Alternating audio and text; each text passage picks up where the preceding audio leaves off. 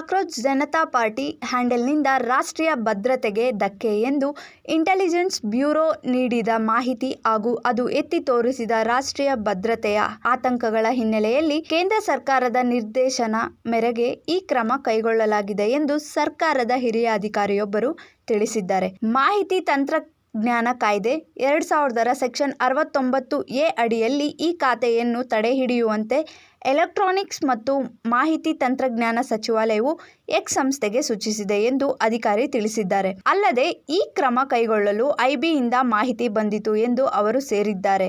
ಇಂತಹ ನಿರ್ಬಂಧನದ ಆದೇಶಗಳನ್ನು ಗೌಪ್ಯ ಚೌಕಟ್ಟಿನಡಿಯಲ್ಲಿ ಹೊರಡಿಸಲಾಗುವುದರಿಂದ ಹೆಸರು ಹೇಳಲಿಚ್ಛಿಸದ ಅಧಿಕಾರಿಯೊಬ್ಬರು ಮಾತನಾಡಿ, ಕಾಕ್ರೋಚ್ ಜನತಾ ಪಾರ್ಟಿ ಎಕ್ಸ್ ಖಾತೆಯನ್ನು ಭಾರತದ ಸಾರ್ವಭೌಮತೆಗೆ ಧಕ್ಕೆ ತರುತ್ತಿದೆ ಎಂದು ಉಲ್ಲೇಖಿಸಿ ಅದನ್ನು ಬ್ಲಾಕ್ ಮಾಡಲು ಐಬಿಯಿಂದ ಇನ್ಪುಟ್ ಸಿಕ್ಕಿತು.